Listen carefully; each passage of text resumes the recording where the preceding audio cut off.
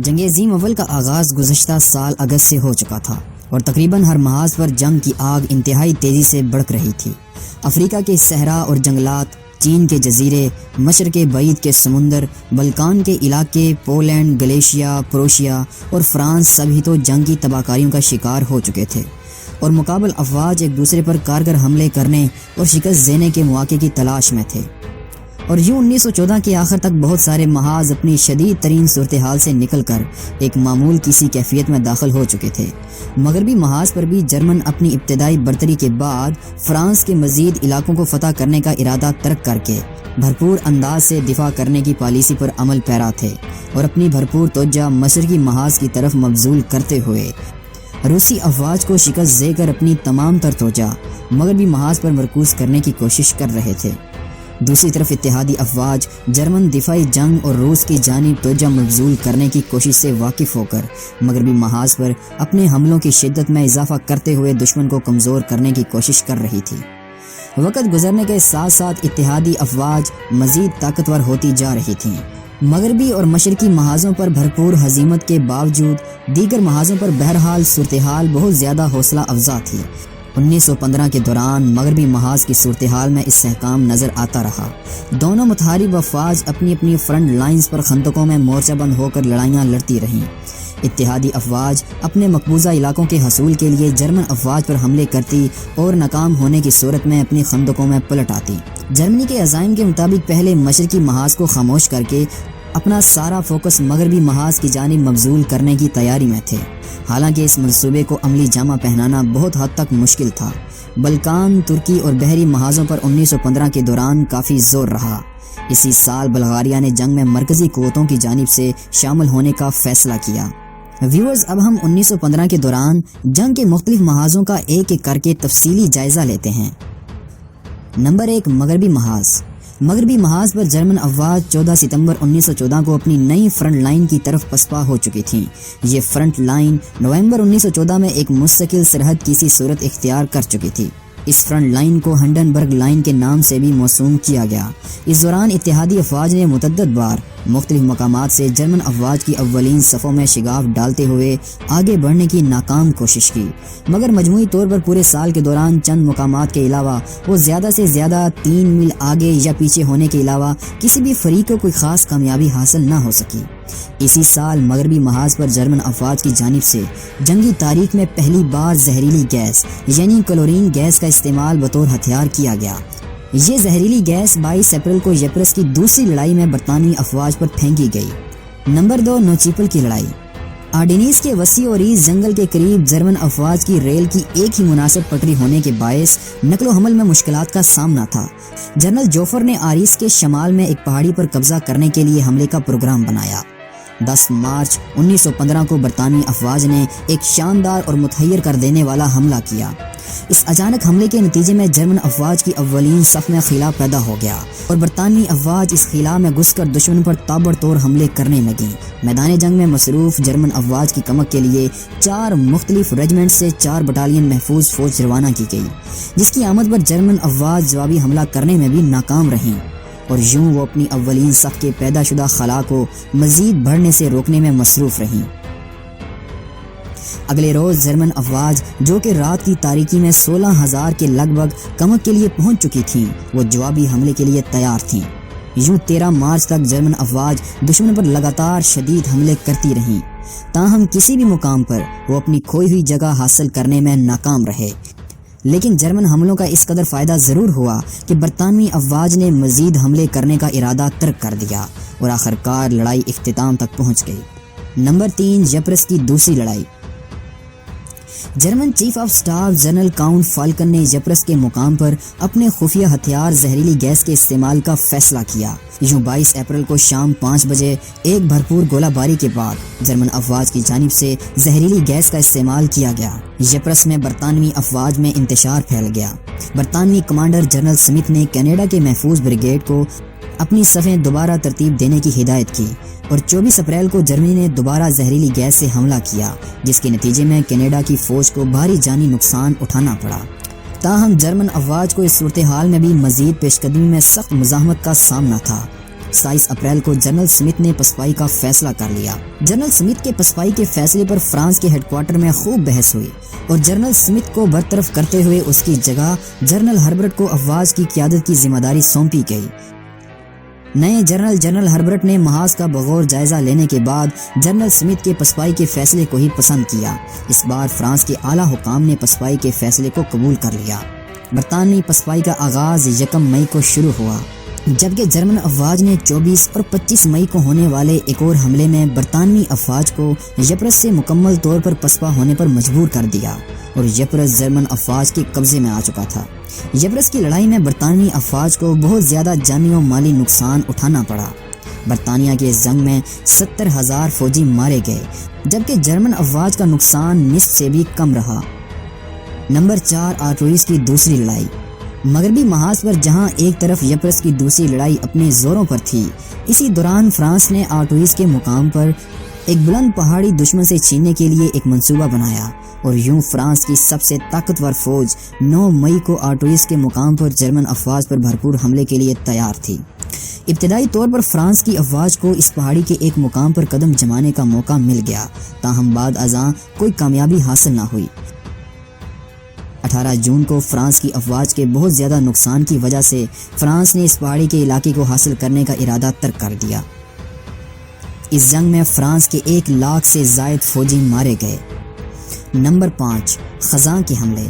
1915 میں خزاں کے موسم کے دوران فرانس کی افواج نے جرمن کے ہر اول دستے پر حملہ کر دیا، جس میں فرانس کی افواج نے ابتدائی طور پر حملے کیے، تاہم بعد میں انہیں احساس ہوا کہ مزید تیاری اور فوج کے ساتھ ہی محاذ کھولنے پر کامیابی حاصل ہوگی۔ انہوں نے 25 ستمبر تک جنگ کو ملتوی کر دیا اور دوبارہ جنگ کے آغاز پر فرانس کی دوسری اور چوتھی آرمی نے جرمن کے ہر اول دستے کی صفوں کو چیر ڈالا۔ اس صورتحال کے باعث German chief of staff general falcon نے خصوصی طور پر محاذ پر بھرپور توجہ مرکوز کی اور وہ خود اس جنگ میں ہر اول دستوں میں آ کر اپنی فوج کی حوصلہ افزائی کرتا رہا، جس سے جرمن افواج ایک نئے جذبے اور روح کے ساتھ میدان عمل میں جم کر لڑنے لگی اور انہوں نے دشمن کو ایک بار پھر پیچھے ہٹنے پر مجبور کر دیا اور اپنی پہلی پوزیشن حاصل کر کے دم لیا۔ نمبر 6، مشرقی محاذ۔ مشرقی محاذ پر جرمن افواج 1915 کے آغاز پر روس کو جنگ سے نکال باہر کرنے کے درپے تھیں۔ جنرل ہینڈنبرگ نے کیسر ولیم دوم کو اس امر پر سوچنے پر مجبور کر دیا کہ پہلے ہم مشرقی محاذ پر دشمن کو خاموش کر دیں گے تاکہ ہماری ساری توجہ مغربی اور دیگر محاذوں پر مبذول کرنے کے لیے وافر فوج اور ذرائع میسر ہوں۔ اس مقصد کے لیے جرمن اعلیٰ حکام اپنی منصوبہ بندی کرنے لگے تھے اور روس کی گرتی ہوئی صورتحال کے پیش نظر آسٹریا ہنگری کی معمولی مدد کے ساتھ وہ روس کو اس قدر نقصان پہنچانا چاہتے تھے کہ وہ دوبارہ اٹھنے کے قابل نہ رہے، اور دوران جنگ دیگر اتحادی افواج کی جانب توجہ مبذول کرنے پر مشرقی جانب سے روس کی جارحیت کا کوئی خطرہ نہ ہو، کیونکہ سربیا کو اب تک شکست نہ ہونے کی وجہ روسی افواج کی گلیشیا پر شدید جارحیت تھی، جبکہ عثمانی فوجیں کاکیشیا کے برفانی علاقوں میں روس کی افواج سے برسر پیکار تھیں۔ اگر روسی افواج کو اپنی تمام تر توجہ مشرقی محاذ پر مبذول کر کے جرمنی اور آسٹریا ہنگری کی افواج کا مقابلہ کرنا پڑتا، روس کے ہر اول دستے کو چیرتے ہوئے روس میں گھس جاتی، جس سے بچنے کے لیے روسی افواج ایک بار پھر مشرقی محاذ سے اپنی مضبوطی ختم کرتے ہوئے ترک محاذ پر منتقل ہوتی۔ اس دوران جرمن افواج روس کو تاخت و تاراج کر ڈالتی اور روس کسی بھی محاذ پر اپنی افواج کو جمع کر کے جوابی حملہ کرنے کی پوزیشن میں نہ ہوتا اور مرکزی افواج آدھی جنگ جیت جاتی، کیونکہ دوسری جانب فرانس، برطانیہ، بیلجیم اور سربیا کی افواج پہلے ہی اکیلے جرمنی کی افواج کے آگے ڈٹ کر نہیں ٹھہر سکتی تھیں۔ جرمن فوج کے مشرقی محاذ پر حملے 1915 کے آغاز میں ہی شروع ہو چکے تھے۔ ان حملوں کے پیچھے قوت اور روس کو نکال باہر کرنے کی جد و جہد شامل تھی۔ نمبر 7، گارلس کی شکست۔ مارچ تک روس کی معاشی، معاشرتی اور اندرونی استحکام کی صورتحال بری طرح شکست و ریخت کا شکار تھی۔ صرف حکومتی اراکان ہی اپنے اتحادیوں کی خوشنودی کے لیے طے شدہ معاہدے کے مطابق جرمنی کو جنگ میں مصروف رکھنے کے خواہشمند تھے۔ جرمنی میں روس کے اندرونی محاذ کی صورتحال کا گہری نظر سے جائزہ لیا جا رہا تھا۔ جرمنوں کے مطابق یہی وہ وقت تھا جب روس پر ایک آخری اور کاری ضرب لگائی جاتی اور اسے جنگ سے دستبردار کرتے ہوئے ساری توجہ اتحادی قوتوں کی جانب مبذول کی جا سکتی تھی۔ جرمن حکام کی سوچ کے مطابق اگر واقعی میں روسی افواج کو جنگ سے دستبردار کر دیا جاتا تو اتحادی افواج کو عبرت ناک شکست سے کوئی بھی نہ بچا سکتا۔ اور شاید ہی آج دنیا کے نقشے پر فرانس اور برطانیہ کا نام و نشان ہوتا، اور یہ بھی ممکن تھا کہ عالمی قوتوں کے منظر نامے میں بھی شاید امریکہ کی بجائے جرمنی ہی کا ڈنکا بج رہا ہوتا۔ لیکن حالات اس قدر آسانی سے سوچے سمجھے منصوبوں کے مطابق نہیں ڈال سکتے۔ قوموں کو اپنے منصوبوں کو عملی جامہ پہنانے اور ان کے مطابق درست ثمرات حاصل کرنے کے لیے سخت محنت و مشقت اور درست وقت میں درست سمت میں درست اقدامات کرنے کی اشد ضرورت ہوتی ہے۔ ادھر روسی افواج کی حالت زار بہت کمزور ہو چکی تھی، وہ کسی بھی مقام پر جرمن افواج کے مقابلے میں کوئی بڑا جوابی حملہ کرنے کی پوزیشن میں تھی ہی نہیں۔ روسی افواج کو کپڑے اور اسلحے کی کمی کا ہر محاذ پر سامنا تھا۔ دوسری جانب جرمن افواج ہر طرح سے مکمل اور بااعتماد تھیں۔ وہ روس پر ایک اور کاری ضرب لگانے کے لیے گارلیس ٹارنوو کے علاقوں سے بھرپور حملے کی خفیہ تیاری میں تھیں۔ اس مقصد کے لیے توپ خانہ اور پیادہ فوج مغربی محاذ سے مشرقی محاذ میں منتقل کر دی گئی۔ اب چوتھی اور 12ویں آرمی پہلے سے زیادہ طاقتور اور مضبوط ہو کر دشمن پر کارگر حملہ کرنے کے لیے تیار تھی۔ یوں 2 مئی کو حملے کا آغاز ہوا۔ اس حملے میں 950 توپیں استعمال کی گئیں۔ یہ سارا حملہ انتہائی خفیہ رکھا گیا، جس کی روسی افواج کو کانوں کان خبر نہ ہوئی۔ اگلے 2 دنوں میں جرمن فوج کے بھاری توپ خانے نے روسی فوج کو دھرم بھرم کرتے ہوئے ایک بہت بڑا شگاف ڈال دیا، جس میں پیش قدمی اور بھرپور حملے کرتے ہوئے جرمن افواج آگے ہی آگے بڑھتی چلی گئیں۔ 22 جون تک جرمنوں نے لیمبرگ کو فتح کر لیا تھا۔ اس کے بعد وہ شمال کی جانب بڑھے اور 4 اور 5 اگست تک وارسا ان کے قدموں تلے روندا جا چکا تھا۔ اکتوبر کے آغاز تک جرمن افواج روسی علاقوں میں دور تک گھس چکی تھیں۔ اس جنگ میں روسی افواج کی اموات 10 لاکھ سے زیادہ تھیں۔ اسی سال 5 ستمبر کو زار نکولس دوم نے روسی افواج کی قیادت اپنے ہاتھ میں لی۔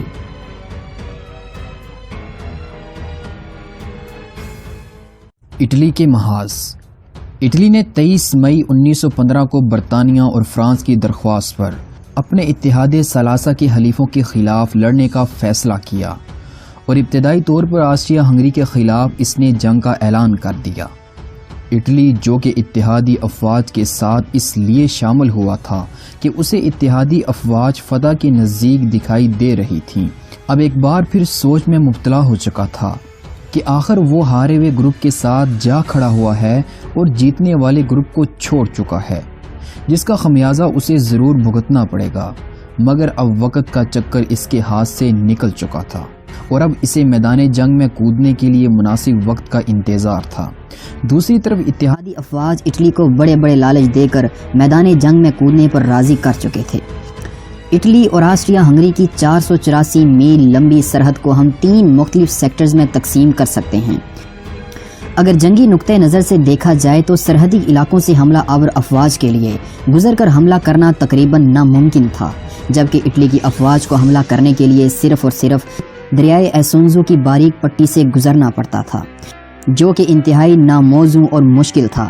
اس میں ایک اور اہم خطرہ یہ بھی تھا کہ اگر آسٹریا ہنگری کی افواج ٹائرول کے علاقوں سے پیش قدمی کرتے ہوئے اٹلی کے شمالی مرکزی حصے پر حملہ کر دیں تو اٹلی کے دریائے ایسونزو کی جانب سے بڑھتی ہوئی افواج کو اپنے نرغے میں لے کر ان کا قلع کما کر سکتی تھی۔ مرکزی پہاڑی علاقوں کی چوٹیاں مختلف مقامات پر 6500 فٹ تک بلند تھیں اور وہاں سے صرف اٹلی کے کوہستانی فوجی دستے ہی گزر سکتے تھے۔ اس طرف سے حملہ کرنے پر اٹلی کی افواج آسٹریا ہنگری کی افواج کی مین سپلائی لائن کاٹ سکتی تھی۔ اس صورتحال کے پیش نظر دونوں ممالک کے لیے پیش قدمی کے لیے صرف ایک ہی راستہ بچا تھا اور وہ تھا دریائے ایسونزو۔ لیکن اٹلی اس میں بھی کسی قدر بدقسمت واقع ہوا تھا، کیونکہ دریائے ایسونزو کے تمام پل آسٹریا ہنگری کے مکمل کنٹرول اور قبضے میں تھے۔ مشرق کی جانب بلند علاقے اور پہاڑی سلسلے پوری طرح آسٹریا ہنگری کے زیر تسلط اور زیر قبضہ تھے۔ اٹلی کو اپنے حملے کو کامیاب بنانے کے لیے ایک بہت بڑے پیادہ اور توپ خانے کی فوج کی ضرورت تھی۔ اٹلی کے محاذ پر آسٹریا ہنگری نے بھرپور دفاعی انداز سے کارروائیوں کا جواب دینے کا فیصلہ کیا۔ یوں جنرل کانریڈ نے اٹلی کے محاذ پر 14 کور صف آرا کر دیے۔ اس کے علاوہ جرمن افواج کی جانب سے ایک ڈویژن کوہستانی فوج پہاڑی علاقوں پر صف آرا ہونے کے لیے روانہ کر دی گئی تھی۔ یوں جنگ کے پہلے دن اٹلی کے جنرل نے ایک عمومی حملے کا اعلان کیا۔ یوں 16 جون تک اٹلی کی افواج آسٹریا ہنگری کی دفاعی صفوں کو پیچھے دھکیلتے ہوئے اپنے قدم بھرپور انداز سے جما چکی تھی۔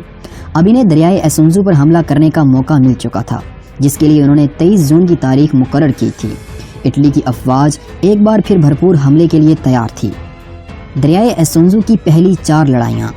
23 جون 1915 کو اٹلی نے دریائے ایسونزو پر پہلی لڑائی کا آغاز کیا۔ یہ لڑائی 7 جولائی تک جاری رہی، تاہم اس میں اٹلی کی افواج کو بہت زیادہ کامیابی نہ حاصل ہوئی۔ اس کے بعد دوسری لڑائی کا آغاز 18 جولائی کو ہوا۔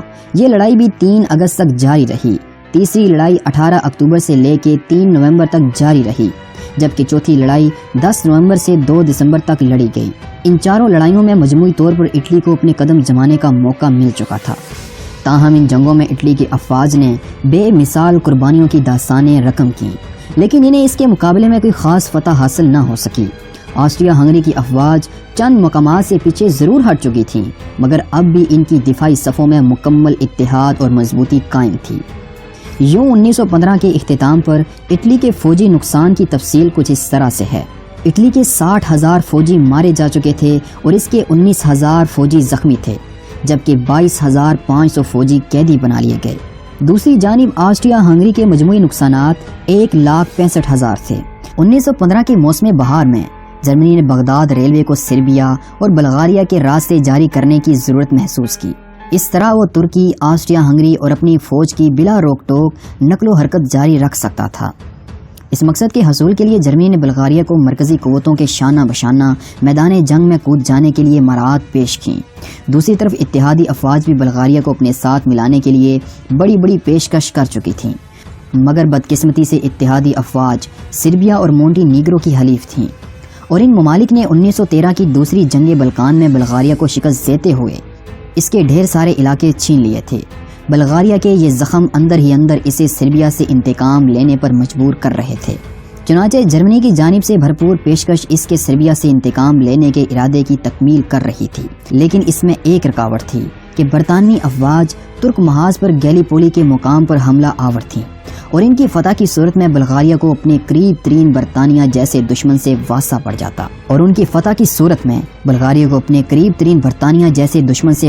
جاتا، جو کہ بلغاریہ کے لیے کسی طور پر بھی مناسب نہ تھا۔ لہٰذا بلغاریہ نے گیلیپولی کے محاذ پر برطانیہ کی شکست کے بعد ہی مرکزی قوتوں کے حق میں میدان جنگ میں اترنے کا فیصلہ کیا۔ 6 ستمبر کو جرمنی، آسٹریا ہنگری اور بلغاریہ نے اگلے ماہ سربیا کے خلاف ایک متحدہ محاذ قائم کرنے کا فیصلہ کیا۔ سربیا نے بلغاریہ کے جنگ میں کود جانے کے ڈر سے کئی بار اتحادی افواج سے اجازت طلب کی کہ وہ بلغاریہ سے اعلان جنگ کرتے، مگر اتحادی افواج بلغاریہ اور دیگر تمام بلقانی ریاستوں کو اپنے جھنڈے تلے میدان جنگ میں دیکھنے کی خواہش مند تھیں، اس لیے انہوں نے ایسا کرنے سے سربیا کو باز رکھا۔ اس وقت سربیا کی جانب سے کیا گیا حملہ مختلف صورتحال کا مظہر ہوتا، تاہم پھر بھی 3 اطراف سے حملے کی صورت میں سربیا کو آخر کار مکمل طور پر تباہ و برباد ہونا ہی تھا۔ سربیا کے خلاف مرکزی قوتیں 3 لاکھ فوج میدان جنگ میں لا چکی تھیں۔ شمال میں جرمن 11ویں اور آسٹریا ہنگری کی 3ری آرمی بلغراد کے مشرق اور مغرب پر حملہ کرنے کے لیے تیار تھیں، جبکہ مشرق میں بلغاریہ کی پہلی اور دوسری آرمی سربیا پر شمال سے جنوب کی جانب حملہ کرنے کے لیے تیار تھیں۔ مرکزی قوتوں کے پاس مزید محفوظ فوج کے دستے بھی تھے۔ بلغاریہ کی دوسری آرمی کی قیادت بلغاریہ کا چیف آف سٹاف کر رہا تھا، جبکہ دیگر تمام افواج کی قیادت جرمن فیلڈ مارشل اگسٹ وان کر رہا تھا۔ سربیا کی 2 لاکھ فوج کو 5 آرمیز میں تقسیم کیا گیا۔ 6 اکتوبر کو جرمنی اور آسٹریا ہنگری کی افواج نے بھرپور گولہ باری کے بعد ساوا کے مقام سے پیش قدمی شروع کی۔ اگلے روز وہ دریائے ڈینیوب پار کر چکی تھی۔ سقوط بلغراد 9 اکتوبر کو ہوا، جبکہ سربیا کی پہلی اور تیسری آرمی نے بھرپور جوابی حملہ کیا، مگر طاقتور دشمن کے سامنے ان کی پیش نہ گئی۔ دوسری جانب بلغاریہ کی افواج 11 اکتوبر کو سرحد پار کر کے سربیا میں داخل ہو چکی تھیں۔ یوں مرکزی قوتیں سربیا پر ایک کاری ضرب لگانے کے لیے تیار تھیں۔ سربیائی افواج تیزی سے پسپا ہو رہی تھیں، اور ان کے ساتھ ہی سرب بھی اپنی فیکٹریاں، دکانیں اور مکان وغیرہ چھوڑتے ہوئے پسپا ہوتے جا رہے تھے۔ نومبر کے وسط تک سربیا کی افواج کے پاس ہتھیار ڈالنے کے علاوہ صرف ایک ہی راستہ بچا تھا کہ وہ پہاڑوں کی جانب پسپا ہو جائیں۔ انہوں نے دشوار گزار پہاڑی علاقوں میں پسپا ہونے کا ایک انتہائی مشکل اور دشوار فیصلہ کیا، جو کہ تاریخ کی سب سے مشکل اور دشوار گزار پسپائی تھی۔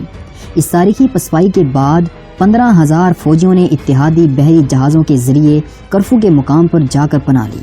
اس پسپائی میں بھوک، پیاس، سردی اور مضبوط دشمن کی گولہ باری سے 1 لاکھ سربیائی فوجی مارے گئے، جبکہ 1,60,000 سے زائد فوجی جنگی قیدی بنا لیے گئے۔